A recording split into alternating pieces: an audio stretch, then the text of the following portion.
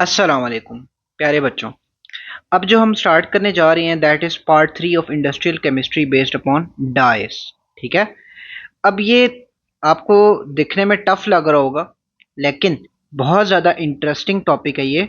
अगर आप इंटरेस्ट लेके पढ़ोगे तो आपको बहुत आसानी से ये याद भी हो जाएगा। ठीक है।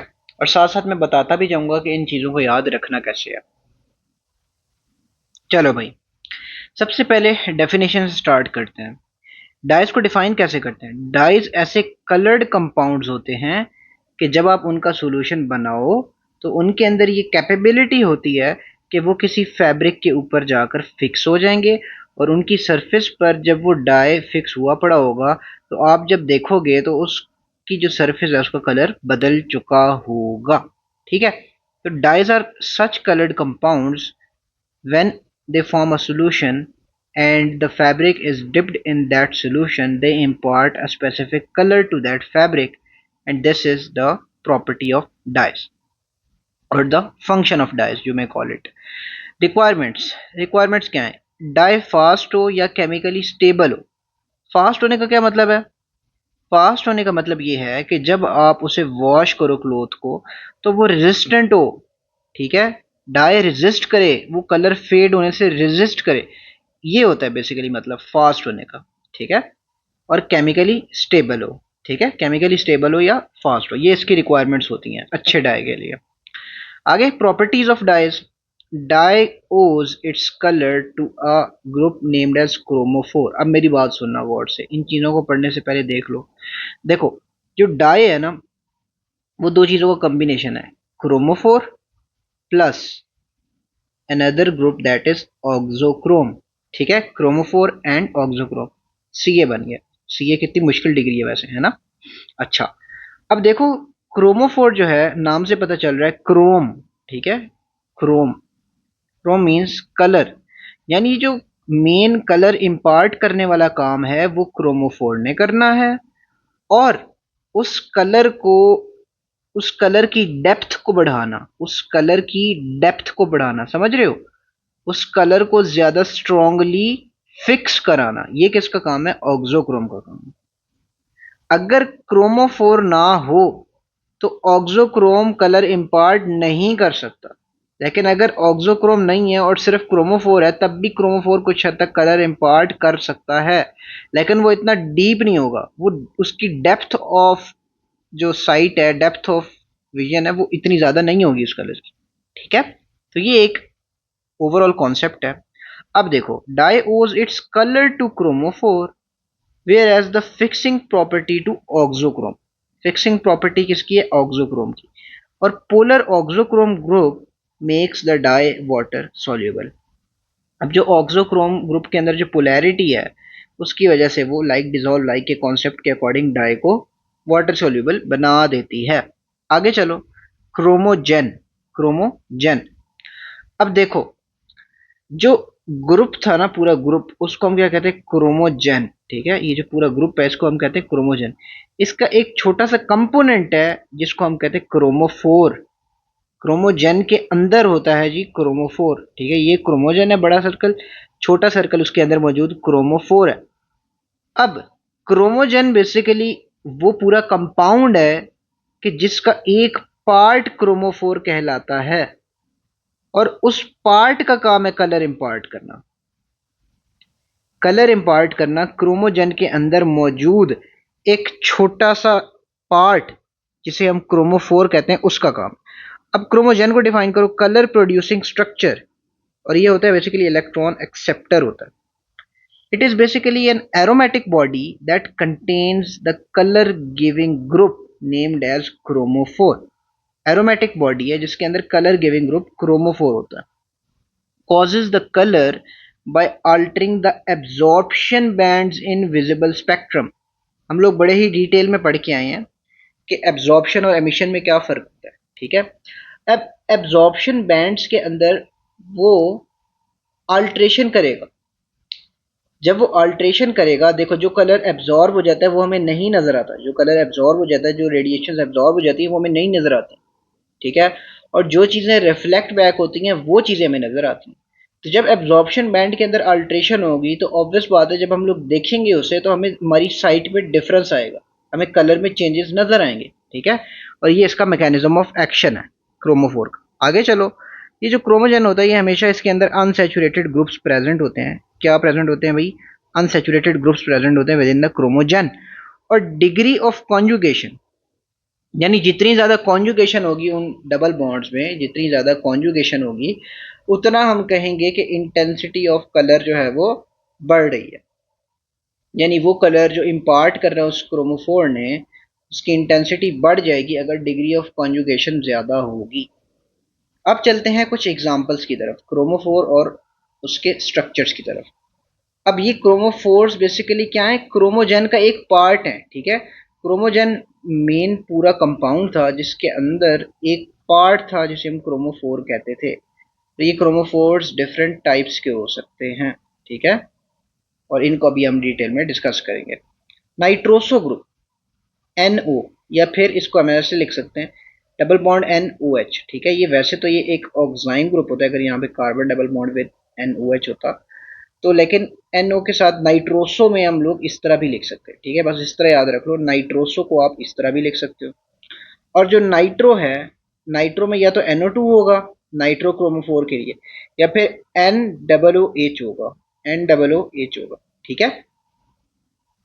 अच्छा, अब इसमें फर्क क्या आ रहा है? बेसिकली फर्क ये आ रहा है कि यहाँ पर क्या था जी, N डबल बॉन्ड O था ना, N डबल बॉन्ड O था, इधर से सिंगल बॉन्ड था।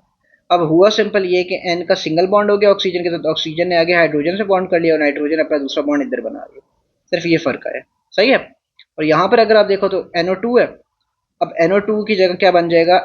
एक N ने basically double bond with oxygen, sorry single bond with this oxygen, and साथ जो है वो एक ऑक्सीजन के साथ H लगा, यानी OH के साथ और एक ऑक्सीजन के साथ बॉन्ड है, और एक जो बॉन्ड है वो ये वाला है, ठीक है। तो सिंपल ये हुआ है कि NO2 था, इसमें एक हाइड्रोजन ऐड हो गया। तो ये नाइट्रो ग्रुप जो है उसका स्ट्रक्चर आप देख लो, सही है। एजो ग्रुप भी क्रोमोफोर के तौर पे एक्ट कर सकता है। एजो ग्रुप क्या होता है भाई? ये एजो ग्रुप की एग्जाम्पल ये बात, ठीक है। ये कौन सा ग्रुप है? Azo group. Ethylene group, ethylene का तो आपको पता ही होगा, ये क्या है जी? Ethylene group. कार्बोनाइल ग्रुप, ये है जी carbonyl group, C double bond हो, कार्बन नाइट्रोजन का क्रोमोफोर, उसमें ये नाइट्राइल भी आ जाता है, उसमें ये अमाइन भी आ जाता है, ठीक है। कार्बन नाइट्रोजन का क्रोमोफोर दो तरह के हो सकते हैं, नाइट्राइल भी हो सकता है, अमाइन भी हो सकता है। आय वाला कह रहा हूँ, अमाइन, ठीक है, डबल बॉन्ड N है ना।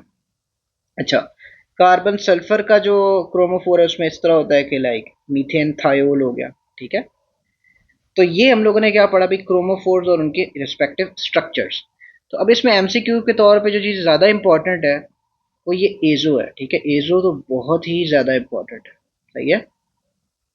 Azo group is really important, इसका आपको पता होना चाहिए। N डबल बॉन्ड N है इसमें, सही है। तो ये MCQ के लिए आ सकता है। आगे चलो, ऑक्सोक्रोम की डिटेल्स। ऑक्सोक्रोम क्या होता है? Colour intensifying group. मैंने क्या बोला था? डेप्थ ऑफ कलर को बढ़ाएगा कौन? ऑक्सोक्रोम। कलर इम्पार्ट कौन करेगा? क्रोमोफोर, लेकिन कलर की डेप्थ कौन बढ़ाएगा, उसकी फिक्सिंग कौन करेगा? Auxochrome. It is the electron donor part. Regulate the solubility, regulate the solubility of that dye. No color in absence of a chromophore. जब क्रोमोफोर ही प्रेजेंट नहीं है तो ऑक्सोक्रोम अपना कोई कलर इंपार्ट नहीं कर सकता। Can never act as a dye, just like azobenzene. अब एजोबेंजीन जो है ये एक क्या है? ऑक्सोक्रोम, ठीक है। अब ये खुद तो बेसिकली रेड इन कलर है, खुद तो बेसिकली ये रेड इन कलर है, लेकिन ये कलर इंपार्ट नहीं कर सकता जब तक क्रोमोफोर अवेलेबल ना हो, ठीक है। आगे चलो, classification based upon sources. Classification based upon sources. Natural dyes भी होते हैं और सिंथेटिक डाइज भी होते हैं। नेचुरल डाइज को आप बायोडाइज भी कह सकते हो। डिराइव फ्रॉम बायोलॉजिकल सोर्सेज, ठीक है, डिराइव फ्रॉम बायोलॉजिकल सोर्सेज। अब उनकी एग्जांपल्स देखो, प्लांट्स में हर पार्ट देख लो आप प्लांट का, seed, root, stem, flower, berry, ये सब के सब प्लांट्स के कंपोनेंट्स नेचुरल डाइज में यूज हो रहे होते हैं। आ जाते हैं जी इंसेक्ट की तरफ।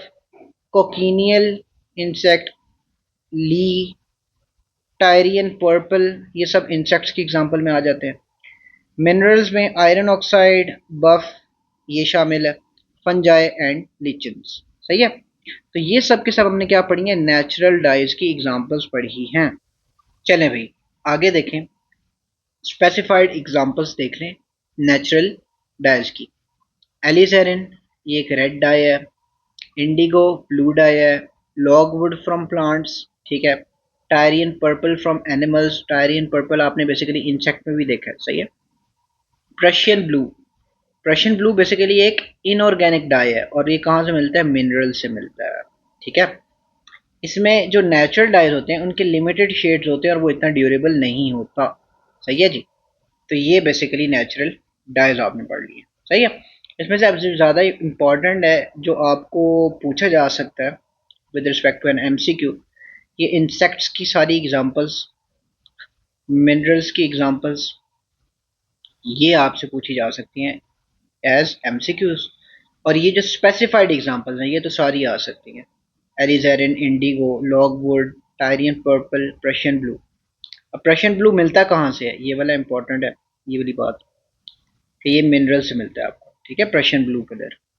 तो ये तीन चार बातें ऐसी हैं जो एमसीक्यूज में आने वाली हैं। चलो अब चलते हैं सिंथेटिक डाइज की तरफ। Man made dyes or artificial dyes that are made in the laboratory or industry are called as synthetic dyes। ठीक है। They are made from petroleum in combination with the mineral derived component। किस चीज से बनी होती है भाई, petroleum से डिराइव होती है, पेट्रोलियम। और आप आमतौर पे इसको कम्बिनेशन में यूज कर रहे होते हैं विद मिनरल डिराइव्ड कंपोनेंट। ठीक है, मिनरल डिराइव्ड कंपोनेंट के साथ कम्बिनेशन में यूज कर रहे होते हैं। अच्छा, फर्स्ट मैन मेड डाई कौन सी थी, सिंथेटिक डाई, मोवरीन। ठीक है, मोवरीन। और ये बेसिकली एक एनिलीन डाई थी, इसको बनाया था विलियम हेनरी पर्क ने। अब यहाँ पर आगे चलते हैं। They are cheaper, brighter, colour fast and easy to apply. Obvious बात है जो नेचुरल डाइज हैं, ठीक है, अब उनको इतना आसान नहीं है अप्लाई करना। ठीक है, उनसे प्रॉपर उनको जो है वो प्योरीफाई करना, फिर उस डाई को जो है वो यूज़ करने के काबिल बनाना वगैरह वगैरह, वो ज़्यादा टफ काम है और वो कॉस्टली भी ज़्यादा है। ये चीपर है, ये ब्राइटर कलर्स देता है, ये कलर फास्ट है और इजी टू अप्लाई है जो सिंथेटिक डाइज है। अब इसमें क्या क्या शामिल है, acidic dyes, basic dyes, azo dyes, मॉडर्न डाइज, ये सब शामिल है। अच्छा, अब इसमें सबसे पहले तो एमसीक्यू के लिहाज से ये देख लो कि इसमें एमसीक्यू क्या पूछा जाएगा, ये मोवरीन।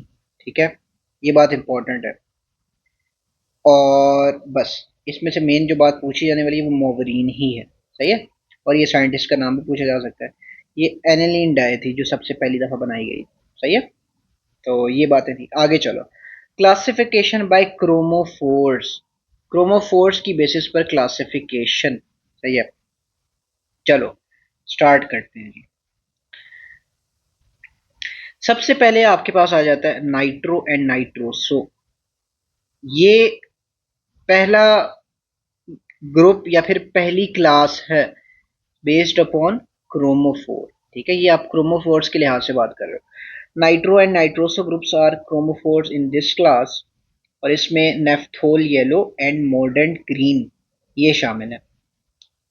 अब इनके स्ट्रक्चर्स भी आपको आने चाहिए। ठीक है, इनके स्ट्रक्चर्स भी आपको कुछ हद तक आने चाहिए। पूछा जा सकता है आपको एमसीक्यूज में 4 स्ट्रक्चर्स दे दिए जाएं, तो आपसे पूछा जाए कि नेफ्थोल येलो कौन सा है, मॉडर्न ग्रीन कौन सा है, तो वो आपको अच्छे से पता हो। सही है। अब एक बात, नेफ्थोल येलो जो है इसके अंदर जो क्रोमोफोर है वो कौन सा है, nitro. Nitro chromophore is present in naphthol yellow. अच्छा, जो स्ट्रक्चर वाले एमसीक्यूज हैं वो लेस लाइकली होते हैं, मतलब बहुत ज़्यादा हाई चांस नहीं है कि भी स्ट्रक्चर वाले एमसीक्यूज हैं, लेकिन एटलीस्ट ये बात वो ज़रूर पूछ सकता है कि जो नेफ्थोल येलो है उसके अंदर कौन सा ग्रुप है, उसके अंदर नाइट्रो ग्रुप है एज अ क्रोमोफोर। जबकि जो मोर्डेंट ग्रीन है इसके अंदर कौन सा क्रोमोफोर है, इसके अंदर नाइट्रोसो क्रोमोफोर है। ठीक है।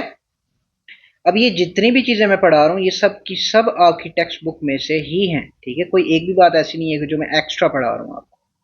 अच्छा, तो अभी हमने क्या पढ़ लिया, नाइट्रो एंड नाइट्रोसो ग्रुप्स, और इसमें हम लोगों ने एमसीक्यू के लिहाज से देख लिया कि नेफ्थोल येलो जो है वो नाइट्रो क्रोमोफोर के साथ है, मोर्डेंट ग्रीन जो है वो नाइट्रोसो क्रोमोफोर के साथ है। आगे चलो, एजोडाइज।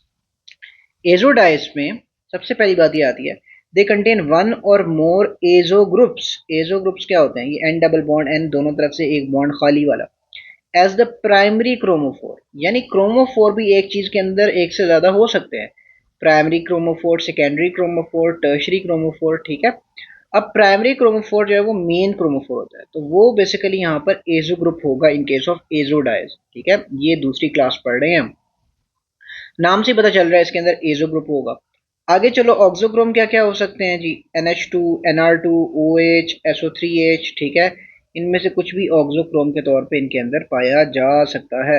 Largest and most important class और ग्रुप, एजोडाइज जो हैं ये लार्जेस्ट क्लास है और मोस्ट इंपॉर्टेंट क्लास भी है, ठीक है। कॉटन पे प्रिंटिंग के लिए इस्तेमाल होता है, आइस कलर्स इंपार्ट करता है। ये दो बातें, कॉटन पे, कॉटन जो क्लॉथ है उसके ऊपर प्रिंटिंग के लिए इस्तेमाल होते हैं और आइस कलर्स इंपार्ट करते हैं। They are prepared how? They are prepared by diazotizing the aromatic amine in diazonium salt.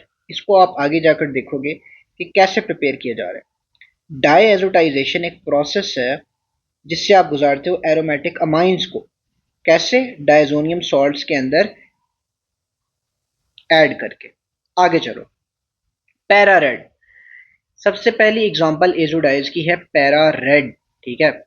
This is the first azo dye that was prepared, and इसमें क्या होता है? Reaction of diazotized para nitro aniline. Aniline क्या होता है? Benzene के साथ NH2 लगाओ, पैरा पोजीशन पे नाइट्रो लगाओ तो बन जाएगा पैरा नाइट्रो एनिलीन। और डाई एजोटाइज्ड फॉर्म की बात हो रही है, डाई एजोटाइज्ड फॉर्म की बात हो रही है, ठीक है। चलो, अब यहाँ पर देखो, ये पैरा नाइट्रो एनिलीन था पहले, ठीक है। ये वाला जो पार्ट है ये पहले पैरा नाइट्रो एनिलीन था, इसमें NH2 था। ये हाइड्रोजन निकल गया, इसने नाइट्रोजन ने नाइट्रोजन से डबल बॉन्ड बना लिया, और ये बेसिकली आ गया एक आपके पास group, that is beta naphthol. Beta naphthol, reaction of diazotized para nitro aniline with beta naphthol on fabric, सही है। ये बेसिकली फैब्रिक का पार्ट था, ये बेसिकली पैरा रेड डाई था। और ये पैरा रेड किसकी बेसिकली वो है? सब क्लास है एजोडाइज की। अब एजोडाइज की सब क्लास है तो यहाँ पर एजो ग्रुप होना लाजमी था, जो कि आप देख सकते हो, सही है। अब ये स्ट्रक्चर तो बड़ा ही सिंपल था, बीटा नेफ्थोल सिर्फ याद करने वाला है, बाकी तो आपको पता होना चाहिए, पैरा नाइट्रो एनिलीन, ठीक है। पैरा रेड है तो इस तरह याद रख लो, पैरा नाइट्रो एनिलीन, सही है। आर में, रेड में आर है और नाइट्रो में भी आर है, इस तरह कर लो।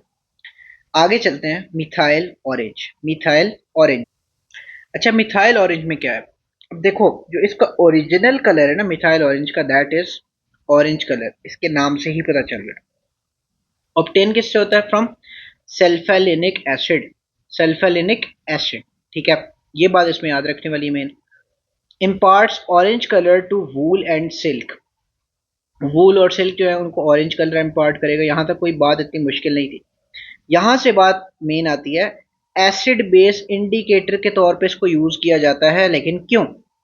जब आप मिथाइल ऑरेंज को एसिडिक सोल्यूशन में डालोगे तो वो रेड कलर इम्पार्ट करेगा, जब आप मिथाइल ऑरेंज को बेसिक सोल्यूशन में डालोगे तो येलो कलर इम्पार्ट करेगा, ठीक है। जब आप मिथाइल ऑरेंज में अगर आप कोई एसिडिक सोल्यूशन का कोई ड्रॉप डालोगे तो उसका कलर ऑरेंज से रेड हो जाएगा, और अगर आप मिथाइल ऑरेंज में कोई बेस के ड्रॉपलेट्स डालोगे तो उसका कलर ऑरेंज से येलो हो जाएगा, क्या जी?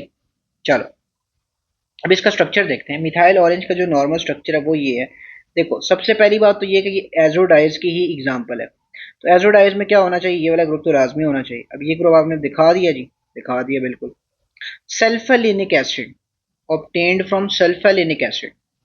अब ये क्या है जी? ये सल्फेलिनिक एसिड था, बेसिकली SO3H के साथ यहाँ पर NH2 लगा हुआ था, उसको उन्होंने सल्फेलिनिक एसिड कहा, सही है। और यहाँ पर ये ट्राईमिथाइल एनिलीन कह लो इसको, इस साइड पे, क्योंकि यहाँ पर अगर आप इसको हटा दो फिलहाल तो ये बेसिकली 3 मिथाइल ग्रुप्स हैं और एक नाइट्रोजन से बॉन्डेड है। तो अगर आप सिर्फ यहाँ तक देखो तो पहले ये क्या था? एनिलीन, NH2, और अगर वो सारे हटाकर आप बेसिकली ये लगा रहे हो तो ट्राईमिथाइल एनिलीन कह लो, सही है। तो ये वैसे एक्स्ट्रा इन्फो के तौर पे था। इस साइड पे आपने ये ग्रुप रखना है, इस साइड पे आपने ये सल्फोनिक एसिड वाला पार्ट रखना है और इस साइड पे आपने क्या रखना है, NCH3 होल ट्राइस। ठीक है। अब जब आप इसमें एसिड डालोगे, जब आप इसमें एसिड डालोगे तो ग्रुप में क्या क्या चेंजेस आएंगे। देखो एसिड डाला है तो इसका मतलब प्रोटॉन्स ऐड किए, प्रोटॉन्स ऐड किए। अब SO3H तो उसी तरह रहेगा, ये अपना प्रोटॉन लूज नहीं कर पाएगा ना, ऑलरेडी बाहर इतने प्रोटॉन्स हैं, तो ये अपना प्रोटॉन कैसे लूज कर सकता है। ठीक है, बुक में ये गलत बना हुआ है।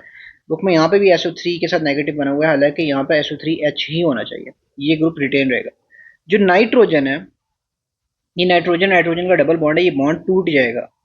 जब आप हाइड्रोजन आयंस की कॉन्सेंट्रेशन बढ़ाओगे तो ये बॉन्ड क्या हो जाएगा, टूट जाएगा, सिंगल बॉन्ड हो गए, बॉन्ड सिंगल हो गया। अब ये नाइट्रोजन जो है, ये जो एरोमेटिसिटी है ये लॉस्ट हो जाएगी, एरोमेटिसिटी जो है ये क्या हो जाएगी, लॉस्ट हो जाएगी। अब एरोमेटिसिटी जैसे ही लॉस्ट हुई तो ये जो है ना नाइट्रोजन, इसने यहाँ पर डबल बॉन्ड अपना यहाँ शिफ्ट कर दिया, यहाँ डबल बॉन्ड शिफ्ट कर दिया, और जो एक प्रोटॉन था उसने आकर इस नाइट्रोजन की वैलेंसी को सेटिस्फाई कर दिया, इस नाइट्रोजन की वैलेंसी को सेटिस्फाई कर दिया। अब यहाँ पे डबल बॉन्ड हो गया। और दूसरा चेंज यहाँ पर यह आया कि यहाँ पे भी डबल बॉन्ड हो गया, यहाँ पे भी डबल बॉन्ड हो गया, यहाँ पे भी डबल बॉन्ड हो गया। इन शॉर्ट आपने ये समझ लेना है कि जब आप एसिड डालोगे तो जो SO3H वाली साइड है, उस साइड का जो नाइट्रोजन है वो अपने एक हाइड्रोजन को कंबाइन कर लेगा, दूसरी साइड का जो उसके साथ वाला नाइट्रोजन है वो डबल बॉन्ड, वहाँ का भी नाइट्रोजन डबल बॉन्ड कर लेगा अपने साथ वाले कार्बन से।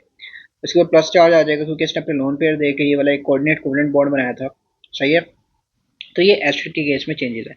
और बताओ भाई, एसिड जब है यहाँ पर, ये तो ऑरेंज कलर था, ये तो ऑरेंज कलर था, ये न्यूट्रल फॉर्म थी। जब आपने इसमें एसिड डाला तो ये कलर किस में चेंज होगा बताओ, रेड में। किस में चेंज होगा, रेड में। ठीक है। और आपने बेस डाला है तो बेस से कलर किस में चेंज होगा, और येलो में, ऑरेंज से येलो में। अब बेस में क्या होगा, बेस में सिंपल एज दैट के SO3H जो है वो अपना प्रोटॉन लूज कर देगा, बेसिक मीडियम में जाके अपनी एसिडिक स्ट्रेंथ शो करेगा और प्रोटॉन लूज कर देगा। ठीक है, और SO3 नेगेटिव बना देगा, सिंपल एज दैट, ये इतना होगा। तो आई होप आपको इन बातों के साथ मिथाइल ऑरेंज का ओरिजिनल स्ट्रक्चर भी याद हो गया होगा। एसिड में डालोगे तो क्या चेंजेस आएंगे और बेस में डालोगे तो क्या चेंजेस आएंगे, ये भी याद हो गए होंगे। सही है। चलो आगे चलते हैं। That is Congo red, that is Congo red. इसके अंदर दो एजो ग्रुप्स होते हैं, ये देखो, ये ग्रुप, ये ग्रुप क्या है, दो एजो ग्रुप्स हैं। Coupling tetra azotized benzidine with two molecules of naphthenic acid. Coupling tetraazotized benzidine with two molecules of naphthenic acid. अब नेफ्थियोनिक एसिड क्या है, ये वाला पार्ट, ये पार्ट और ये वाला part, these are two molecules of naphthionic acid. और जो ये सेंटर वाला पार्ट है, this was named as tetrazotized benzidine, tetrazotized benzidine. और इसके साथ दो मॉलिक्यूल्स किसने कंबाइन किए, नेफ्थियोनिक एसिड के। तो आपको क्या मिला, कॉन्गो रेड, कॉन्गो रेड। तो सिंपल इसका स्ट्रक्चर ही बताया गया इसमें टोटल, और तो कुछ भी नहीं बताया गया। तो मेन बात इसमें ये है कि दो एजो ग्रुप्स हैं। सही है, दो एजो ग्रुप्स हैं और इसको बनाया किससे गया है, टेट्राएजोटाइज्ड बेंजीडीन और दो मॉलिक्यूल्स नेफ्थियोनिक एसिड के। अब इनको याद कैसे करना है, अभी यहाँ तक तो आई होप आपको चीज़ें याद हो ही गई होंगी। ठीक है, यहाँ तक तो कोई इतना मुश्किल नहीं आया, ये थोड़ा सा मुश्किल आया अब कॉन्गो रेड में। तो इन चीज़ों को याद ऐसे करना है कि एक तो ये कि स्ट्रक्चर चलो ना भी करो ना इसका, ठीक है, लेकिन एक चीज़ मैं आपको रिकमेंड करूंगा, स्ट्रक्चर कर लो तो ज़्यादा बेहतर है। पता है क्यों, जब आप स्ट्रक्चर करोगे ना तो आपको ये नाम ऑटोमेटिकली याद हो जाएगा। अगर आप सिर्फ नाम रट्टा लगाने की कोशिश करोगे तब आपको तो ज़्यादा मुश्किल होगी। अगर आप स्ट्रक्चर भी एक दफ़ा देख लोगे ना कि हाँ ये देखो, ये जो है वो बेसिकली टेट्रा एजोटाइज बेंजीडीन किसको कह रहे हैं भाई, इस पार्ट को कह रहे हैं, इस पार्ट को नेफ्थियोनिक एसिड और इस पार्ट को नेफ्थियोनिक एसिड कह रहे हैं, कुछ ना कुछ तो माइंड एक्सेप्ट कर ही जाएगा कि अच्छा ये कुछ है कॉन्गो रेड में। अगर आप सिर्फ उसको फीड करोगे भाई tetrazotized benzidine with two molecules of naphthionic acid, तो उसको क्या ही याद रहेगा। तो इस लिहाज से थोड़ा सा खुद के लिए आसानी पैदा करो। आप वैसे तो आप ये सोचोगे भाई कि ये स्ट्रक्चर एक्स्ट्रा याद करना पड़ा, भाई एक्स्ट्रा नहीं याद करना पड़ा, इस स्ट्रक्चर से इन बातों की कुछ ना कुछ हद तक सेंस बन रही है। सही है। अच्छा, वैसे जो एमसीक्यू आएगा इसमें से वो इनमें से आ सकता है। ठीक है, इन तीन लाइंस में से। आगे चलो, बिस्मार्क ब्राउन। अभी तक हम क्या पढ़ रहे हैं, एजोडाइज की टाइप्स पढ़ रहे हैं फर्दर, यानी आप सब क्लास पढ़ रहे हो, सब क्लास ऑफ एजोडाइज पढ़ रहे हो। Bismarck brown, It is obtained by coupling tetraazotized M-diaminobenzene with two molecules of M-diaminobenzene. अब ये देखो, ये जो सेंटर वाला पार्ट है ना, इसको वो कह रहा है कि टेट्रा एजोटाइज्ड एम डायमाइनोबेंजीन है। ये एम डायमाइनोबेंजीन का टेट्रा एजोटाइज्ड फॉर्म, और दो मॉलिक्यूल्स इसके साथ किसने कंबाइन किए? एम डायमाइनोबेंजीन ने। अब ये क्या है जी, यहां से यहां तक देखो अगर आप, तो ये जी अमाइनो ग्रुप है, और ये इसकी ऑर्थो, ये इसकी meta position, meta diaminobenzene. ठीक है जी, मेटा डाई अमाइनो बेंजीन है ये, सही है। अब ये इसका एक मॉलिक्यूल है, ये इसका दूसरा मॉलिक्यूल है। कपल किसके साथ हुआ गया भाई? Tetrazotized form of M diamino benzene, सही है। तो ये क्या है जी? बिस्मार्क ब्राउन कलर है, ये बूट पॉलिशेस वगैरह में इस्तेमाल होता है, ठीक है, बूट्स वगैरह में। तो ये बिस्मार्क ब्राउन का रोल है। अब इसमें भी आपने याद यही रखना है, छोटा सा ये स्ट्रक्चर है, कोई इतना मुश्किल नहीं है। एम डायमाइनो बेंजीन ये है, एक एम डायमाइनो बेंजीन ये है, और ये कंबाइन कैसे हुए हैं भाई? Tetrazotized form of M diamino benzene से। आगे चलो, tri aryl methane dyes, tri aryl methane dyes. इसमें बेसिकली ट्राई एराइल मीथेन को वो क्या कह रहे हैं? ये क्रोमोफोर है। अभी तक हम क्या पढ़ रहे थे भाई? एक दफा दोबारा से आओ, क्लासिफिकेशन बेस्ड अपॉन क्रोमोफोर्स। अब क्रोमोफोर में सबसे पहले हमने पढ़ा नाइट्रो और नाइट्रोसो, फिर हमने पढ़ा एजोडाइज। एजोडाइज में सबसे पहले हमने पढ़ा पैरा रेड। पैरा रेड में पैरा लफ्ज जो आ रहा है वो पैरा नाइट्रो एनिलीन से आ रहा है। उसके साथ कंबाइन क्या किया गया भाई, बताओ? उसके साथ कंबाइन किया गया beta naphthol group of fabric. आगे चलो, मिथाइल ऑरेंज। मिथाइल ऑरेंज जो है वो सल्फेनिक एसिड से मिलता है, और इसका एसिड में जब आप कन्वर्ट करते हो तो रेड कलर देता है, ऑरेंज से रेड हो जाता है, और बेस में कन्वर्ट करते हो तो ऑरेंज से येलो हो जाता है। इतनी बातें भी बताओ, एसिड बेस इंडिकेटर है और इनफ रहेगा। आगे कॉन्गो रेड, ये भी एजोडाइज की टाइप थी, इसमें लेकिन दो एजो ग्रुप थे, ठीक है, डाई एजो ग्रुप। अब आ जाते हैं जी, कैसे बनता है coupling tetrazotized benzidine with two molecules of naphthionic acid. तो ये नेफ्थियोनिक एसिड एक, ये नेफ्थियोनिक एसिड दो, और ये टेट्रा एजोटाइज्ड बेंजीडीन, ठीक है। बिस्मार्क ब्राउन, इसमें टेट्रा एजोटाइज्ड एम डायमाइनो बेंजीन होता है। अब ये है जी basically tetra एजोटाइज्ड M diamino benzene, और ये इसके तरफ दोनों तरफ जो है वो एम डायमाइनो बेंजीन के दो मॉलिक्यूल्स लगे हुए हैं। आगे चलो, ये अब नेक्स्ट क्लासिफिकेशन है बेस्ड अपॉन द क्रोमोफोर, और वो है try aryl methane dye. Try aryl methane dye, इसमें ये होता है सेंट्रल कार्बन एटम जो है वो तीन एरोमेटिक रिंग्स के साथ बॉन्डेड है। अब ये इसकी निशानी है बड़ी इंपॉर्टेंट, जो सेंट्रल कार्बन एटम है तीन एरोमेटिक रिंग्स के साथ बॉन्डेड होगा, this is try aryl. Try aryl, ठीक है। क्यों कहा है? कि जो सेंट्रल कार्बन एटम है उसके साथ तीन जो है वो एरोमेटिक रिंग्स लगे होंगे, out of which one ring is of quinoid form. One ring is of quinoid form, that is the chromophore, ठीक है। quinoid form is basically the chromophore here. Oxochromes can be NH2 NR2OH, ठीक है, ये normally एक जैसे ही हो रहे होते हैं। Malachite green is basically an example of tri aryl methane dye, ठीक है, सब क्लास की तरफ अब हम आ रहे हैं। मेलाचाइट ग्रीन, अब ये देखो, ये कार्बन है, ठीक है, ये कार्बन है, एक दो और तीन बेसिकली एरोमेटिक रिंग्स के साथ बॉन्डेड है। और मैलाचाइट ग्रीन का जो कलर है deep green blue colour, deep green blue colour.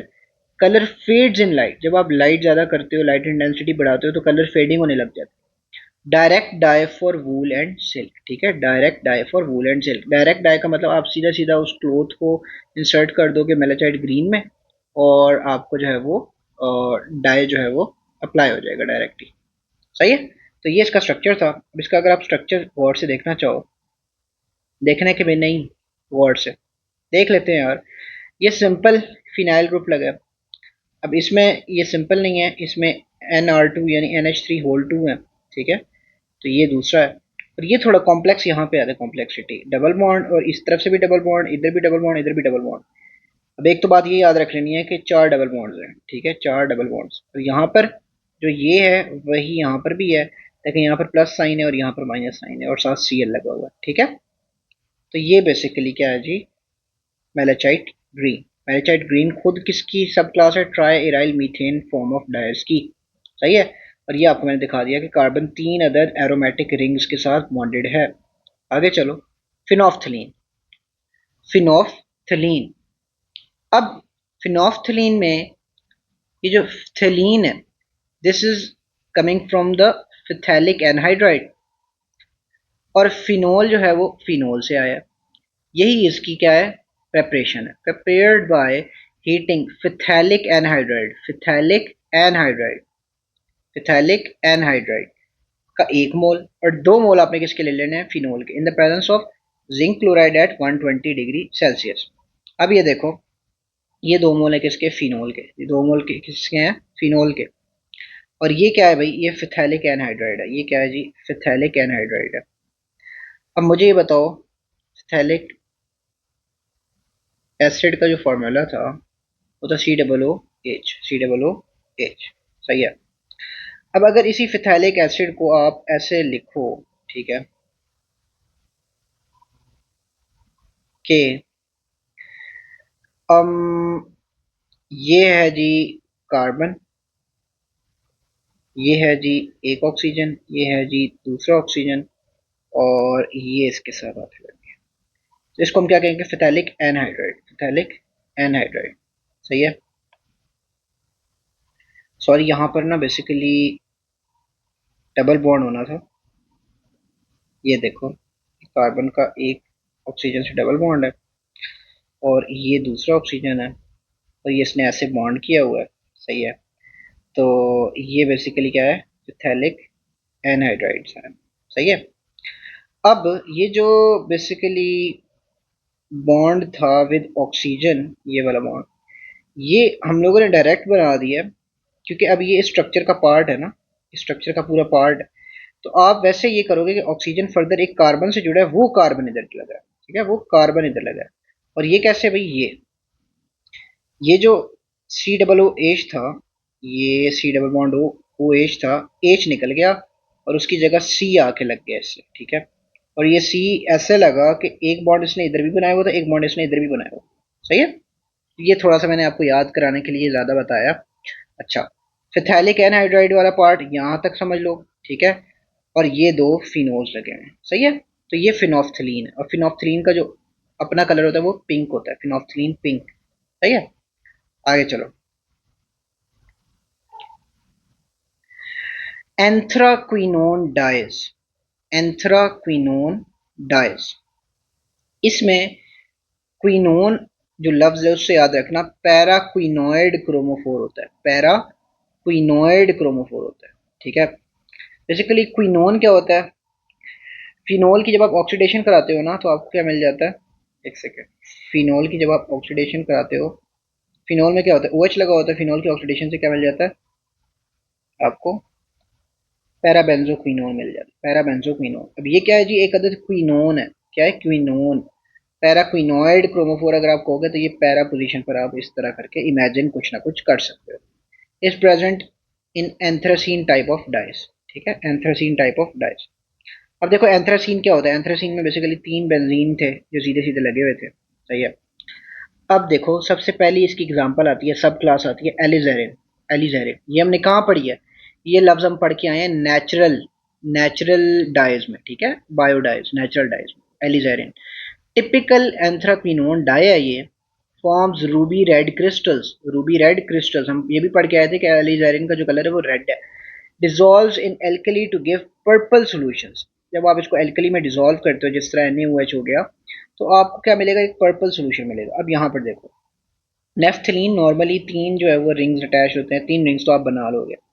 इसको भी आपने बेंजीन की तरह रखना है, इसको भी बेंजीन की तरह रखना है। जो सेंटर वाला रिंग है इसमें आपने सिंपल इतना करना है कि यहाँ पर भी डबल बॉन्ड हो, यहाँ पर भी डबल बॉन्ड हो। मैंने आपको क्या बताया था, फिनोल की ऑक्सीडेशन वाला जो रिएक्शन था, उससे याद रख लो, ये यहाँ पे भी डबल बॉन्ड हो, यहाँ पे भी डबल बॉन्ड हो, और ये जो दरमियान वाला रिंग है, this is basically the paraquinoid ring, जिसको आप क्रोमोफोर के तौर पर रिगार्ड कर रहे थे, ठीक है।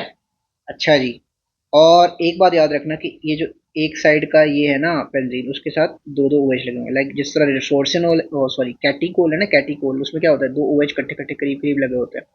तो उसी तरह यहाँ पे 2 OH लगे होंगे, सही है। तो ये आपने क्या समझ लिया, एलिजारिन का स्ट्रक्चर समझ लिया। आगे चलो, इंडिगो डाई, इंडिगो डाई एक अलग क्लास है, ठीक है। जो एंथ्राक्विनोन डाइज है वो यहाँ खत्म हो गई है, एलिजारिन उसकी एग्जाम्पल हमने पढ़ ली है। अब आ जाते हैं इंडिगो डाई की तरफ। इंडिगो डाई में क्या होता है, कार्बोनाइल क्रोमोफोर, ये बात याद रखना, कार्बोनाइल क्रोमोफोर है इसमें। It is use for dyeing cotton by vat process. Vat process क्या होता है अभी हम आगे जाके सीखेंगे, ठीक है, वेट डाइज की एग्जांपल में। चलो, इंडिगो डाई में सबसे पहले तो आप देखो स्ट्रक्चर, सबसे पहले तो आप देखो स्ट्रक्चर। अब स्ट्रक्चर कुछ ऐसा है कि बेंजीन है, ठीक है, बेंजीन ने एक तरफ कार्बोनाइल से बॉन्ड किया, एक तरफ अमाइनो से बॉन्ड किया, एक तरफ कार्बोनाइल से बॉन्ड किया, एक तरफ अमाइनो से बॉन्ड किया, और ये साथ साथ वाले कार्बन हैं, साथ साथ वाले कार्बन ने। अब वो कार्बोनाइल और अमाइनो जो हैं वो आपस में लिंक्ड हैं via this carbon carbon double bond, carbon carbon double bond है, ठीक है। अब ये जो कार्बोनाइल और अमाइनो हैं ये आपस में लिंक कैसे हैं, इनके थ्रू लिंक है, ठीक है। सेम इसी तरह जो इसका दूसरी साइड है उसमें भी सेम उसी तरह का स्ट्रक्चर है। फर्क क्या है, फर्क सिर्फ इतना है कि इसमें कार्बोनाइल ऊपर था, इसमें अमाइनो ऊपर, NH ऊपर है, इसमें NH इधर था नीचे था, और इसमें कार्बोनाइल नीचे है, सही है। सिर्फ ये थोड़ा सा रखना है आपने फर्क। तो ये किसका स्ट्रक्चर आपने समझ लिया, इंडिगो ब्लू का, इंडिगो ब्लू का। जब आप इसकी रिडक्शन करवाओगे वाया सोडियम सल्फाइड बाथ, ठीक है, तो जब रिडक्शन कराओगे वाया रिड्यूसिंग एजेंट जिस तरह NaHS है, तो आपको इंडिगो कलरलेस या वाइट होता नजर आएगा, ब्लू से कलरलेस की तरफ रंग शिफ्ट होने लग जाएगा। और इसमें फर्दर क्या चेंजेस आएंगे, ये जो डबल बॉन्ड है ये टूट जाएगा, ये जो डबल बॉन्ड है ये टूट जाएगा। आपको मैंने क्या कहा था, जो क्रोमोफोर है उसके अंदर क्या होती है, अनसेचुरेशन। जितनी ज़्यादा डिग्री ऑफ अनसेचुरेशन या फिर कॉन्जुगेशन होगी उतना हम कहेंगे कि भाई उसके अंदर इंटेंसिटी ऑफ कलर ज़्यादा है। अब ये देखो, ये जैसे ही बॉन्ड टूटा अनसेचुरेशन कम हुई, ठीक है। तो ये जो सेंटर ऑफ अनसेचुरेशन था ये ख़त्म हो गया, इस वजह से हम कह रहे हैं कि ये जो कलर है वो कलरलेस में कन्वर्ट हो, ठीक है। इसका ये मतलब नहीं कि अनसेचुरेशन बिल्कुल ही खत्म हो गई, क्योंकि देखो जो जहाँ ये वाला बॉन्ड टूट रहा है वहां पर ये नया बॉन्ड बन रहा है और ये नया बॉन्ड बन रहा है, लेकिन जो सेंटर ऑफ अनसेचुरेशन था ना वो तो खत्म हो गया ना, जो पहले सेंटर बना हुआ था। तो इस वजह से हम लोग इसको कलरलेस की तरफ ले गए। अच्छा, और याद रखना यहाँ पर फर्क सिर्फ इतना आएगा, ऑक्सीजन के साथ हाइड्रोजन लगा दोगे, बॉन्ड सिंगल कर दोगे, ये वाला बॉन्ड डबल कर दोगे कार्बन कार्बन, और ये वाला बॉन्ड डबल कर दोगे कार्बन कार्बन, ठीक है। ये और हाइड्रोजन हाइड्रोजन, बस इतना फर्क आएगा इंडिगो कलरलेस में। अब जब आप कलरलेस फॉर्म को वापस से ब्लू फॉर्म में लेके जाना चाहते हो तो आपको ऑक्सीडाइजिंग एजेंट या ऑक्सीडेशन करवानी पड़ेगी। ऑक्सीडाइजिंग एजेंट भी यूज़ कर सकते हो या एयर का ऑक्सीजन भी यूज़ कर सकते हो, और इससे वो वापस किस में कन्वर्ट हो जाएगा, ब्लू फॉर्म में, वापस किस में कन्वर्ट हो जाएगा, ब्लू फॉर्म में। तो जब आपने इंडिगो डाई को अप्लाई करना होता है तो कैसे अप्लाई करते हो भाई, कुछ पता है? इंडिगो डाई को जब आपने अप्लाई करना होता है तो कैसे अप्लाई करते हो, आप करते ये हो कि जो रिड्यूस्ड फॉर्म है उसका आप सोल्यूशन लेते हो, आप इसको पहले रिड्यूस करते हो, रिड्यूस फॉर्म में उसका सोल्यूशन ले लेते हो, उसके अंदर क्लोथ्स को सोक कर देते हो, जो भी आप क्लोथ्स हैं, ठीक है, उनको आप इसके अंदर सोक कर देते हो। और जब आप क्लोथ्स को सोक कर लेते हो, क्लोथ्स के ऊपर अच्छे से ये वाला जो डाई अप्लाई हो जाता है रिड्यूस फॉर्म में, तो फिर आप इसको एयर में रख देते हो ड्राई होने के लिए, एयर में रख देते हो ड्राई होने के लिए। जब आप एयर में उसको खुश्क होने के लिए रखते हो तो वो ऑक्सीजन जो एयर में मौजूद है उसके थ्रू वापस इसकी ऑक्सीडेशन होती है, और वो जो डाई उसके ऊपर मौजूद था पहले रिड्यूस फॉर्म में वो उसके ऊपर सही प्रॉपरली स्टिक होकर ऑक्सीडाइज फॉर्म यानी ब्लू कलर इंपार्ट कर देता है सरफेस ऑफ द क्लोथ्स को, सही है। आगे चलो, classification by method of application, कि डाई का मेथड ऑफ एप्लीकेशन क्या है, उसकी बेसिस पर भी एक क्लासिफिकेशन की पूरी कैटेगरी मौजूद है। सबसे पहली बात, डायरेक्ट डाइज, सबसे पहली बात आ जाती है डायरेक्ट डाइज। डायरेक्ट डाइज में we dye cotton directly without any addition of any mordant. Mordant क्या होता है कि अगर कोई डाई फैब्रिक के साथ कंपैटिबल ना हो, मतलब उनके दरमियान कोई एफिनिटी ही ना हो, तो आप एक थर्ड पार्टी का यूज़ करते हो जो इन दोनों के दरमियान एफिनिटी बना के देती है, जो इन दोनों के दरमियान एफिनिटी बना के देती है, उसको हम कहते हैं मोर्डेंट, ठीक है, उसको हम क्या कहते हैं, मोर्डेंट। जो फाइबर की एफिनिटी डाई के साथ अलाइन करती है, इनके आपस में बाइंड करने का काम करती है, ठीक है। तो वैसे तो अब ये डायरेक्ट डाई है इसलिए इसमें कोई मोर्डेंट की ज़रूरत नहीं है, कोई थर्ड पार्टी की ज़रूरत नहीं है। They are generally azo dyes, मतलब इसमें जो क्रोमोफोर होता है वो नॉर्मली एजो क्रोमोफोर होता है। Solubility in both reduced, sorry, solubility in bath reduced by adding the salt। जो आप डाई बाथ होता है, ठीक है, लाइक आपने देखा होगा वो जो कपड़ों को बेसिकली डाई कर रहे होते हैं उनके पास एक बहुत बड़ा कंटेनर होता है, उसके अंदर जो सोल्यूशन मौजूद होता है ना, उसको आप डाई बाथ कहते हो। क्या कहते हो? Dye bath. अब उस डाई बाथ में उसकी जो सॉल्युबिलिटी है उसको रिड्यूस करने का क्या तरीका होता है? सॉल्ट की addition.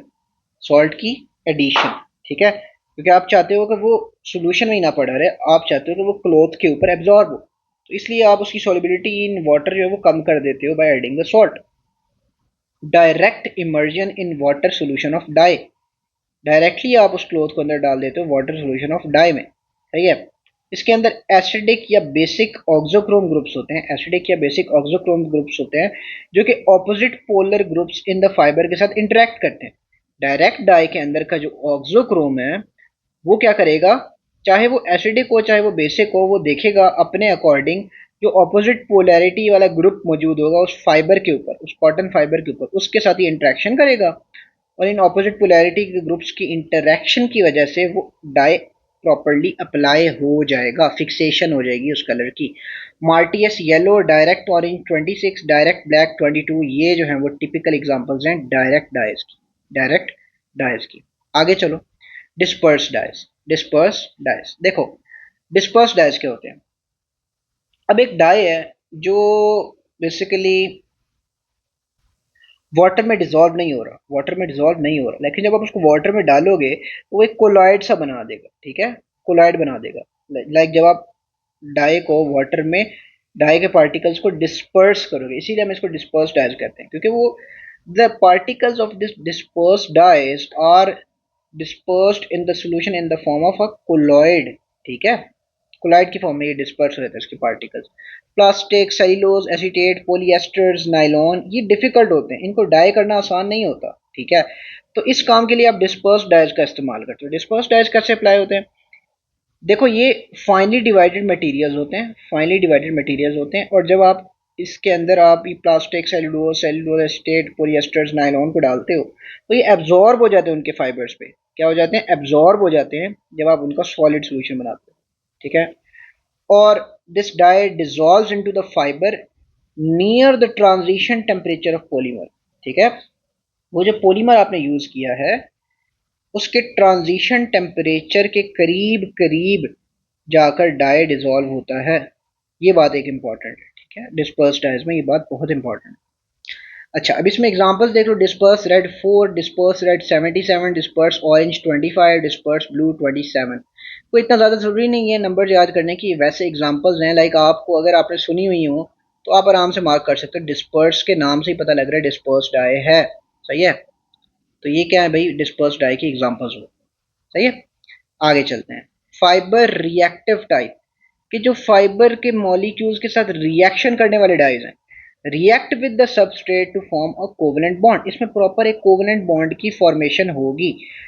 Like cotton, rayon, nylon, they are dyed using this type, कि फाइबर रिएक्शन जब होता है, सही है। इसकी एग्जांपल में आ जाता है विनाइल सल्फोन, ठीक है, विनाइल सल्फोन। अब ये वाली जो बात है एमसीक्यू में आ सकती है, सही है। तो इसको आप क्या कहते हो? सल्फेटो इथाइल सल्फोन, सल्फेटो इथाइल सल्फोन।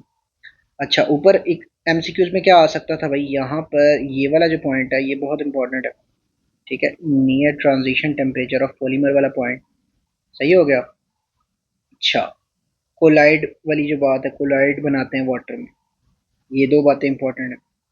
यहाँ पर ये मार्टियस येलो जो है ये एमसीक्यू में डायरेक्ट पूछा जाता है। और विदाउट एडिशन ऑफ मॉडर्न वाली बात तो बड़ी ही सिंपल है, जनरली एजोडाइज होते हैं ये वाली बात पूछी जाती है। उनकी सॉलिबिलिटी कैसे रिड्यूस की जाती है भाई? Adding of, addition of salt से, ठीक है। तो ये बात थी, बस ये एमसीक्यूज के लिहाज से बातें आ सकती हैं। आगे चलो, ये बात इसलिए बता रहा हूँ कि आपको पता चल जाएगा कि एमसीक्यू में क्या बात ज़्यादा आ सकती है प्रॉपर, ठीक है। बाकी बातें कोई एमसीक्यू के लिहाज से पूछे जाने का कोई चांस होता नहीं है। आपको देखकर इसी को कहते हैं स्मार्ट स्टडी, ठीक है। अब ये सारा कंटेंट है, पढ़ना आपने सारा है, समझना सारा है, लेकिन जिन चीज़ों पर ज़्यादा फोकस करना है उन पॉइंट्स का आपको पता हो। वेट डाइज की तरफ चलते हैं, ठीक है। हम लोग ऊपर भी पढ़ के आए थे, जो इंडिगो है वो वेट डाइज में, वेट प्रोसेस में इस्तेमाल होता है। वेट डाइज का क्या काम भाई? They become water soluble when they are mixed with powerful reducing agents, जब आप इनको रिड्यूस करते हो, रिड्यूसिंग एजेंट्स के साथ ट्रीट करते हो तो वो वाटर soluble बन जाते हैं, ठीक है। Reduction was performed in wooden watts, जो रिडक्शन पास्ट में ना, जो ये डाइज थे जिस तरह इंडिगो डाई है, इसको वुडन वैट्स में जो है वो रिडक्शन इसकी परफॉर्म की जाती थी। देखो रिडक्शन क्यों करा रहे हो आप, करा ही क्यों रहे हो? रिडक्शन इसलिए करा रहे हो ताकि वो चीज़ वाटर सोल्यूबल हो जाए। वाटर सोल्यूबल होगी तो आप उसमें क्लॉथ डालोगे, और जैसे ही क्लॉथ उसके अंदर जाएगा, क्लॉथ के ऊपर प्रॉपरली वो डाई अप्लाई हो जाएगा, तो आप फ़ौरन से उसको ड्राई होने के लिए छोड़ दोगे और फिर वो ऑक्सीडाइज होकर वापस से कलर गेन कर लेगा। सही है? तो ये प्रोसेस था। अब ये पास में ये जो प्रोसेस की रिडक्शन वाला जो पार्ट है वो वुडन वैट्स में होता था परफॉर्म, तो इसलिए इसको हम लोग वैट डाइंग प्रोसेस कहते हैं, वैट डाइंग प्रोसेस कहते हैं। Cloth was soaked in reduced dye, hung in air and oxidise to regain its colour. सही है? Mostly are derivatives of anthraquinone और इंडेंथ्रोन। एंथ्राक्विनोन और इंडेंथ्रोन के डेरिवेटिव्स हैं मोस्टली। किसकी बात हो रही है? वैट डाइंग की। अब यहाँ पर एमसीक्यू के लिहाज से अगर आप देखो तो ये जो वाटर सोल्युबिलिटी वाली बात है ये कब होती है? जब आप रिड्यूस फॉर्म में लेकर जाओ। ठीक है? अगली बात ये है जी कि एंथ्राक्विनोन या इंडेंथ्रोन वाली बात। ठीक है? और indigo dye is the most prominent example of vat dyeing process. अब ये वाली बात हम ऊपर समझ के भी आ चुके हैं, तो इसको दोबारा से एक्सप्लेन करने का फायदा नहीं। आगे चलो, मॉडर्न डाइस। विच डाइस? Modern dice. अब मॉडर्न डाइस में क्या होता है? देखो, मॉडर्न का काम क्या होता है? मॉडर्न को यूज ही तब किया जाता है जब फाइबर और डाई इनके दरमियान की कोई नेचुरल एफिनिटी ना हो, नेचुरली कोई एफिनिटी एग्जिस्ट ना करती हो, तो बीच में आप एक मॉर्डेंट यूज करते हो, मॉर्डेंट जो इन दोनों को इंटरेक्ट कराता है आपस में। ठीक है? मॉर्डेंट के थ्रू ही आपस में जुड़े होते हैं। अब मॉर्डेंट की एक साइड का ग्रुप जो है वो फाइबर के साथ बाइंड करने की स्ट्रेंथ रखता है, तो कैपेबिलिटी रखता है, ठीक है, नेचर रखता है, और दूसरी साइड जो है उसका एक ग्रुप डाई के साथ बॉन्ड करने की वो रखता है, एफिनिटी। Applied using salts. ठीक है? जो मॉर्डेंट होता है वो आमतौर पे क्या होता है? सॉल्ट्स होते हैं मेटल्स के, oxides of aluminium, chromium, iron और टिन भी हो सकता है। ठीक है? टिन, टिन को भी ऐड कर लो, टिन भी हो सकता है। अब ये जो सॉल्ट्स है ना, ये एक्ट करते हैं एज अ मॉर्डेंट, एक्ट करते हैं as a mordant. These salts are called as mordants. अब सॉल्ट्स का एक साइड जो है वो बॉन्ड्स बना रही है विद द फैब्रिक, और दूसरी साइड जो है वो बना रही है bond with the dye. Fibres are first treated with the mordant. जो फाइबर्स हैं, नेचुरली उनकी कोई एफिनिटी नहीं है विद द मॉर्डेंट डाई, पहले आप उसको मॉर्डेंट से ट्रीट कराओगे। अब मॉर्डेंट की further affinity with the dye है, तो इसलिए डाई आके चिपक जाएगा। Mordant forms an insoluble coordination complex between the fibre and the dye. Insoluble coordination complex बनता है। अब ये जो इनसोल्यूबल कॉम्प्लेक्स कंपाउंड है, ये लेक्स की फॉर्म में अपीयर करता है। किस फॉर्म में अपीयर करता है? लेक्स की फॉर्म में। And they are fast to light and washing, यानी रेजिस्टेंट है ये वॉशिंग पे या लाइट पे, ये रेजिस्ट करते हैं ये। ठीक है? इनके अंदर अच्छी खासी रेजिस्टेंस है, अपने कलर को चेंज नहीं करने देते इतने आसानी से, लाइक फेड नहीं करने देता है। इसकी एग्जांपल की तरफ आओ, एलिजेरिन इसकी बड़ी फेमस एग्जांपल है। किसकी भाई? मॉडर्न डाइज की। क्या भाई? एलिजेरिन जो है वो बेसिकली एंथ्राक्विनोन डाई है। ठीक है? एंथ्राक्विनोन डाई है। अभी हम ऊपर पढ़ के आए हैं भाई, बताओ तो सही, चुप ही हो गए हो। ये एंथ्राक्विनोन डाइज पढ़ के आए हैं ना, जिसके अंदर पैराक्विनोइड क्रोमोफोर होता है, तो उसमें एलिजेरिन आया था। ठीक है? उसमें एलिजेरिन आया था जो रूबी रेड क्रिस्टल्स फॉर्म करता था, पर्पल कलर सोल्यूशन देता था जब आप इसको एल्कली में डालते थे। और ये आपको क्या नजर आ रहा है? पैराक्विनोइड। ठीक है? ये आपको क्या नजर आ रहा है? पैराक्विनोइड फॉर्म।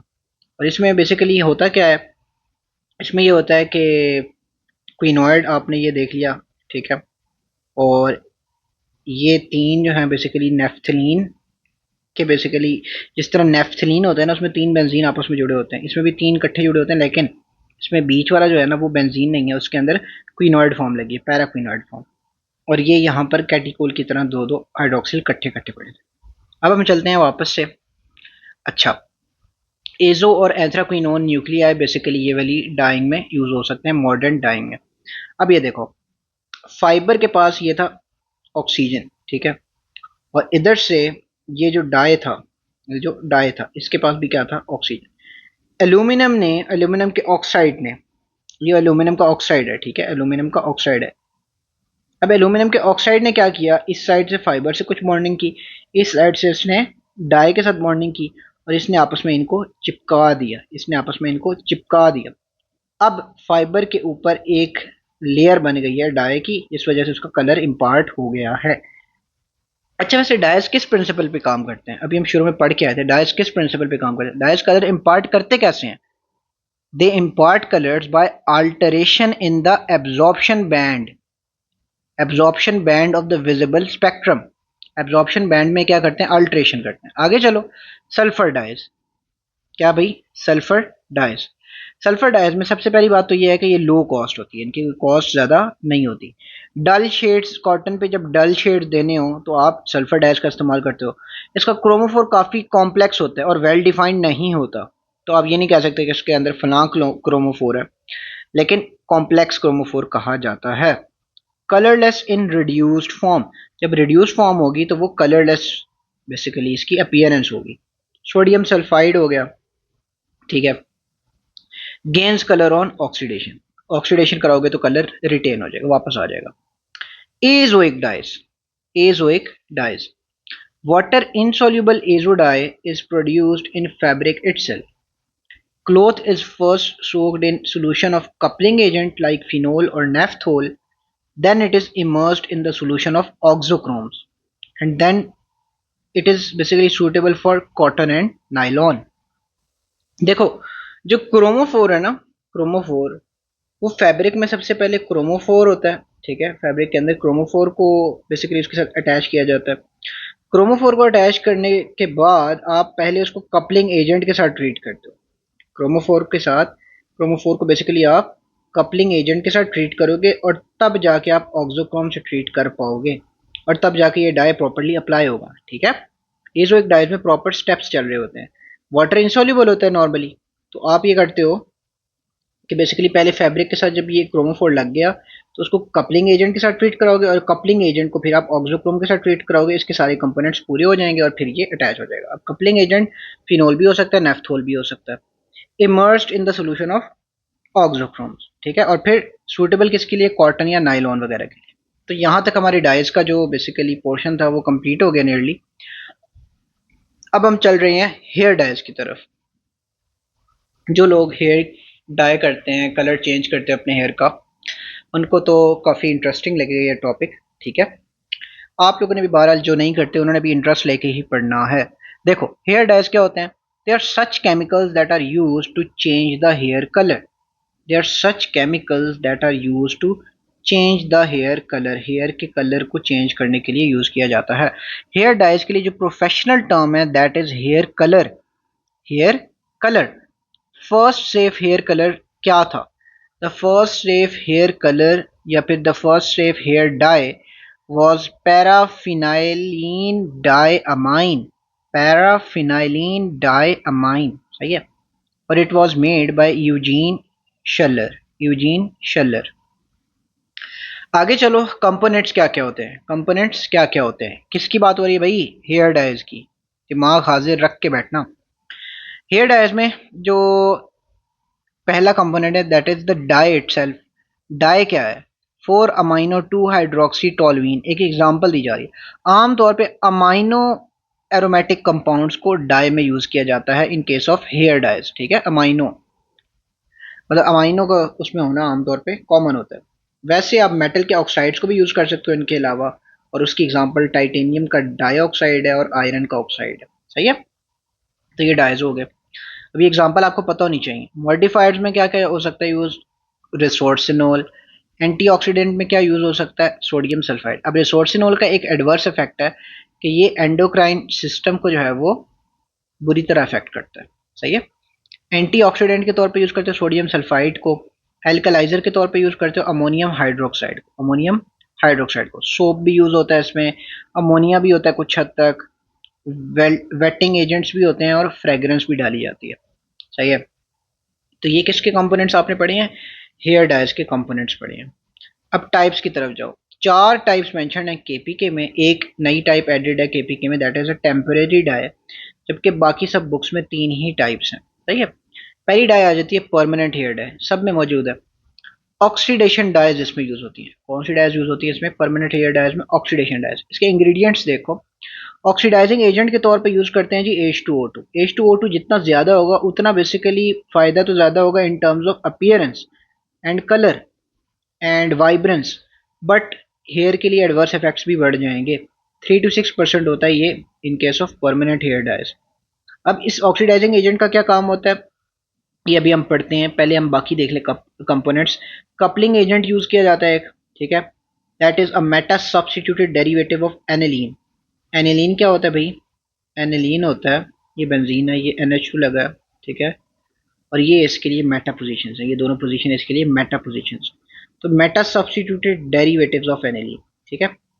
अच्छा आगे चलो, प्राइमरी इंटरमीडिएट। प्राइमरी इंटरमीडिएट वो कौन होता है? Aromatic para compound, aromatic para compound like 1,4 diamino benzene, 1,4 diamino benzene, सही है। अब क्या बोला बेसिकली, कंडीशन क्या है पैरा प्राइमरी इंटरमीडिएट के लिए? एरोमेटिक हो, पैरा पोजीशन पर कुछ ना कुछ लगा हो, जिस तरह 1,4 डाइअमाइनो बेंजीन था। और ammonia for basic conditions. Normally ये सब कुछ बेसिक कंडीशन में होता है और बेसिक कंडीशन प्रोवाइड करने के लिए अमोनिया यूज किया जाता है। अब इनके बारी बारी फंक्शंस देखो। ऑक्सीडाइजिंग एजेंट 3 to 6% H2O2 होता है परमानेंट डाइज के केस में, और ये क्या करता है? प्राइमरी इंटरमीडिएट यानी सॉरी इस प्राइमरी इंटरमीडिएट के साथ ये क्या करता है? कंबाइन, यानी एरोमेटिक पैरा कंपाउंड के साथ ये क्या करता है? Combine H2O2। और ये क्या करता है? लाइटन कर देता है हेयर को। अब हेयर जो है, ठीक है, इसका एक अपना ओरिजिनल कलर था, ओरिजिनल कलर था। उस कलर को सबसे पहले आप खत्म करोगे, नलिफाई करोगे, लाइट करोगे, तभी तो जाके वो एक ब्लैंक कैनवस के तौर पे एक्ट करेगा। ब्लैंक कैनवस यानी एक ऐसा कैनवस जिसके ऊपर अभी कुछ भी ड्रॉ नहीं किया हुआ, जो खाली है।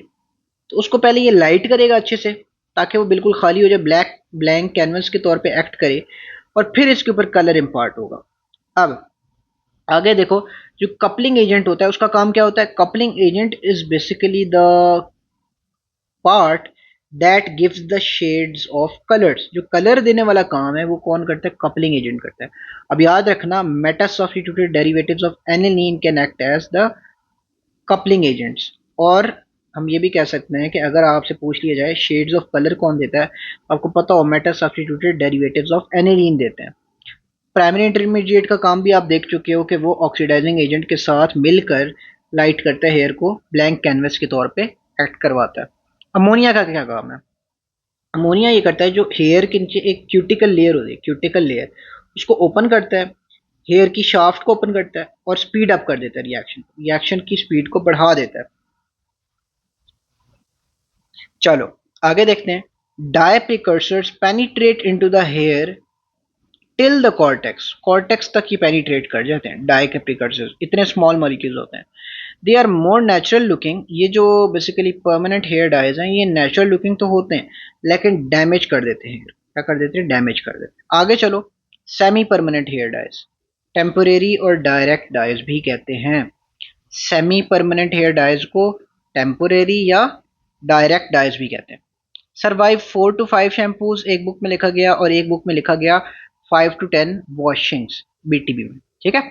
Very low level of developer, very low level of developer H2O2 and ammonia, ये वो चीज़ें हैं कि जो हेयर को हार्म बहुत ज़्यादा करती है अगर ज़्यादा क्वांटिटी में, लेकिन इनकी क्वांटिटी बहुत कम है।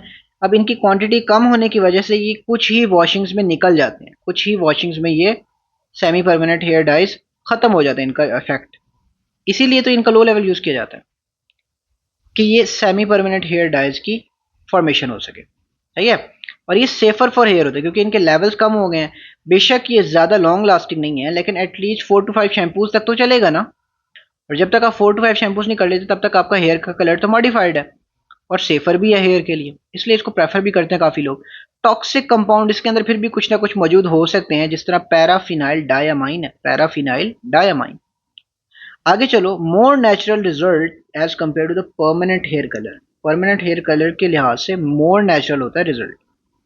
Can penetrate the surface of hair into the cuticle layer, यानी इसके भी जो डाई के प्रिकर्सर मॉलिक्यूल्स हैं, सेमी परमानेंट हेयर डाई के प्रिकर्सर मॉलिक्यूल्स, वो भी पेनिट्रेट कर सकते हैं सरफेस को इनटू द क्यूटिकल लेयर, सही है। आगे चलो, demi permanent hair dyes, demi permanent hair dyes, they are very close to the permanent hair dyes. Semi permanent तो हम लोगों ने पढ़ लिया कि ये उससे तो बहुत ही पीछे हैं, 4 to 5 शैम्पूज या 5 to 10 वॉशिंग्स। लेकिन जो डेमी परमानेंट हेयर डाइज हैं इनकी लास्टिंग है जी एटलीस्ट 6 वीक्स, ये भी लेस डैमेजिंग ही होते हैं। लेकिन इसमें क्या सिनेरियो है, इसमें तो हमने ये पढ़ा कि इनकी बहुत बहुत कम कॉन्सेंट्रेशन है। इसमें क्या है भाई, उसमें तो चलो फिर अमोनिया था, इसके अंदर हम कहते हैं अमोनिया है ही नहीं। इसमें हम ये कहते हैं कि परमानेंट हेयर कलर जो है, परमानेंट हेयर डाई है, वही होता है, लेकिन उसमें फ़र्क ये होता है कि ऊपर हम लोगों ने परमानेंट हेयर डाई में पढ़ा था कि इसमें प्रॉपर अमोनिया होता है बेसिक कंडीशंस के लिए, जबकि डेमी परमानेंट के केस में अमोनिया की जगह आप कोई और अल्कलाइन रिएजेंट यूज़ करते हो, लाइक इथेनोलामाइन, सोडियम कार्बोनेट वगैरह। कॉन्सेंट्रेशन ऑफ H2O2 जो वहाँ पर 3 to 6% थी, यहाँ पर सिर्फ 1 to 2% है। अल्कलाइन रिएजेंट्स जो कि अब यूज़ किए जा रहे हैं, जो कि डेमी परमानेंट हेयर डाइज में यूज़ किए जा रहे हैं, they are less effective than ammonia. इतना ज़्यादा क्यूटिकल लेयर तक पेनिट्रेट नहीं कर पाते, तो इसलिए no lightening of hair, hair की लाइटनिंग नहीं होती, लेस डैमेजिंग होता है और लास्ट फॉर 6 वीक्स, 6 वीक्स तक चलते हैं भाई। आगे चलो, temporary hair dye, temporary hair dyes, they are available in many forms like resins, shampoos, gels और हेयर स्प्रेज आपने देखे होंगे। तो वो टेम्परेरी हेयर डायल होते हैं, मतलब वो एक ही वॉशिंग के लिए होते हैं। बस आपने कोई एक इवेंट पे जाना है और आप चाहते हो कि सिर्फ उस एक इवेंट के लिए ही मुझे चाहिए डाई, मुझे ना तो वो 5 to 10 शैम्पूज के लिए चाहिए, ना मुझे वो कोई 6 वीक्स के लिए चाहिए, ना मुझे पक्का पक्का चाहिए, सिर्फ एक इवेंट के लिए और फिर ख़त्म हो जाए इफेक्ट। तो they are brighter and more vibrant, like उसने सिर्फ एक इवेंट तक ही रहना है, तो वो जो इसकी केमिकल कंपोजिशन वो ऐसी बनाई जाती है कि ये ज़्यादा ब्राइटर हो और ज़्यादा वाइब्रेंट कलर्स आएँ, ठीक है, प्रॉपर पता लगे कि वो कलर चेंज हुआ है। Dye molecules can't penetrate the cuticle layer, यहाँ पर भी penetration of the cuticle layer of hair is not possible. अगर पेनिट्रेशन होती प्रॉपर तो फिर आप कहते हैं कि लाइटनिंग ऑफ हेयर हुई है और प्रॉपर किस्म का सारा कुछ जो है वो चेंज हुआ है, तो वहाँ पे तो डैमेज होना था हेयर ने, और वो एक से ज़्यादा वॉशिंग तक फिर लास्ट भी करता है। लेकिन यहाँ पर सिर्फ एक वॉशिंग में ही रिमूव हो जाता है, 1 से 2 वॉशिंग्स में easily removed in a single shampoo में, ठीक है, एक ही दफ़ा शैम्पू करने पे ये रिमूव हो जाते हैं। और there is no ammonia in the temporary dyes, no ammonia in the temporary dyes, और ये केपीके में मैंशनड है। ये चौथी टाइप जो है वो बेसिकली केपीके में मैंशनड है, सही है। अच्छा आगे चलो, side effects of dyes, side effects of dyes में आप पढ़ोगे रिसोर्सिनॉल एंड पैराबेन्स। आपने देखा होगा बहुत सारे जो प्रोडक्ट्स हैं, जो लोग प्रोडक्ट्स वगैरह यूज़ करते हैं ब्यूटी के, उसमें लिखा होता है पैराबिन फ्री, पैराबिन फ्री, ठीक है। वो क्यों भाई, पैराबिन क्या हार्मफुल है हमारे लिए? बिल्कुल। पैराबिन और रिसोर्सिनॉल, रिसोर्सिनॉल तो ऊपर भी बता के हूँ, they disrupt the endocrine signalling process. Endocrine जो आपकी हार्मोन्स हैं, एंडोक्राइन सिस्टम है, उसके अंदर डिसरप्शन पैदा करती हैं ये दो चीज़ें, सही है। इसीलिए paraben free, sulphate free, resorcinol free, इस तरह के आपको लेबल्स भी मिलेंगे कुछ अच्छे प्रोडक्ट्स के ऊपर। तो ये था हमारा आज का लेक्चर बेस्ड अपॉन डाइस, और हम लोगों ने बड़े ही अच्छे तरीके में समझा, सही है। और जितना टाइम आप लोगों को लगा है ना ये लेक्चर अटेंड करने में, मुझे यकीन करें लाइक कम से कम भी ना 4 से 5 घंटे लगातार लगे इन सारी स्लाइड्स को प्रिपेयर करने में। आई होप आपको समझ आई होगी। Thank you so much for listening. और अगर आपको लेक्चर अच्छा लगा तो लाजमी कमेंट्स में अपना रिव्यू दीजिएगा, या फिर मुझे डीएम करके अपना रिव्यू लाजमी सेंड कीजिएगा। Thank you so much for listening. अल्लाह हाफिज़।